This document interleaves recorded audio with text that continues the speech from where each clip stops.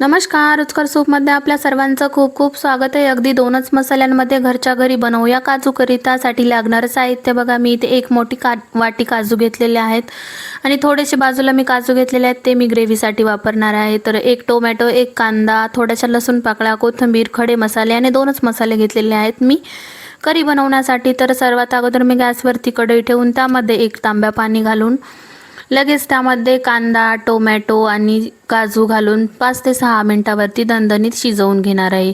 तर कढईमध्ये घालून छान ढवळून असं मी 5 ते 6 मिनिट याला झाकण ठेवून शिजवून घेते। तर अशा प्रकारे 5 ते 6 मिनिट एकदम मऊसूद होईपर्यंत काजू, कांदा आणि टोमॅटो एकदम छान असं शिजून तयार झालेलं आहे। तर कांदा, टोमॅटो, काजू हे आपल्याला एक मिक्सरच्या भांड्यामध्ये छान असं थंड करून मिक्सरला बारीक प्युरी बनवून घ्यायची आहे। तर थोडंसं हलकंसं थंड झालं की मी याला लगेच मिक्सरच्या भांड्यामध्ये टाकून घेतलं आणि बारीक अशी प्युरी बनवून घेणार आहे। तर त्यामध्ये घातलेला आहे 1 इंच आल्याचे तुकडे आणि थोड्याशा लसूण पाकळ्या। तर याला आता बारीक पेस्ट बनवून घेऊया। तर बारीक पेस्ट बनवण्यासाठी लागलं तर तुम्ही 1-2 चमचा पाणी देखील घालू शकता। मला इथे थोडीशीही पाण्याची आवश्यकता पडलेली नाही आणि प्युरी माझी एकदम छान अशी मऊसूद तयार झालेली आहे। तर ही प्युरी घालून आपल्याला बनवायची आहे काजू करी। सर्वात अगोदर मी कढईमध्ये तेल घालून छान असे काजू परतवून घेणार आहे। हलक्याशा रंगावरती आपल्याला काजू परतवून घ्यायचे आहेत। जास्त जर तळले ना तर काय होतं की त्याची चव बदलू शकते। तर अशा प्रकारे मी सर्व काजू तळून घेतलेले आहेत हलक्या रंगावरती। लगेच मी थोडंसं कढईतलं तेल कमी करून घेतलेलं आहे आणि त्यामध्ये घालणार आहे खडे मसाले। तर खडे मसाले देखील छान आपल्याला इथे परतवून घ्यायचे आहेत। एकदम हलकेसे खडे मसाले परतवून झाले की यामध्ये आपण बनवून घेतलेली मिक्सरच्या भांड्यातली प्युरी देखील यामध्ये ट्रान्सफर करून घ्यायची आहे आणि छान आपल्याला हा मसाला मंद आचेवरच परतून घ्यायचा आहे, म्हणजे चव बदलणार नाही। तर छान अशी ग्रेव्ही परतवून झाली की यामध्ये घातलेला आहे पनीर मसाला 2 ते 3 चमचे, किचन किंग मसाला घातलेला आहे 1 चम्मच आणि 1.5 चम्मच मी इथे लाल तिखट देखील घातलेले। हळद मी इथे एकदम हलकासा कलर बदलण्यापुरतीच घातलेली आहे आणि चवीपुरतं मीठ देखील घातलेलं आहे। तर छान असं मंद आचेवरती सर्व मसाले परतवून घ्यायचे आहेत। एकसारखं मी मिक्स करून ग्रेव्हीमध्ये पूर्ण मसाले मिक्स करून घेतलेले आहेत पळीच्या साहाय्याने। तर छान असा मसाला वगैरे परतवून झाला की यामध्ये आपल्याला घालायचं आहे थोडंसं गरम पाणी। तर इथे पाणी तुमच्या आवडीनुसार कमी जास्त करू शकता। ग्रेव्ही आपल्याला आवडीनुसारच थोडी घट्ट किंवा पातळ ठेवायची आहे।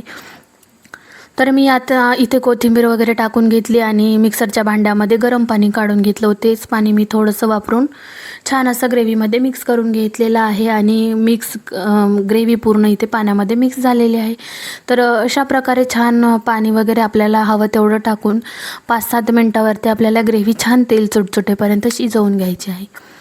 5 ते 7 मिनिटावरती बघा ग्रेव्हीला किती छान तेल सुटलेलं आहे आणि ग्रेव्ही देखील किती एकदम चमचमीतच दिसत आहे। तर परत एकदा मिक्स करून घ्यायचं आहे ग्रेव्हीला आणि लगेच त्यामध्ये घालायचे आहेत काजू। काजू घातल्यानंतर जास्त वेळ शिजवायची गरज नाही, थोडंसं हलकंसंच आपल्याला काजू यामध्ये परतवून घ्यायचे आहेत।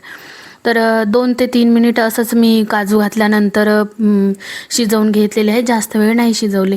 तर वरून घातलेली आहे कोथिंबीर। तुम्ही ही काजू करी नान रोटी किंवा पुलावासोबत किंवा घरी बनवलेल्या छोट्या छोट्या पोळ्यांसोबत देखील खाऊ शकता।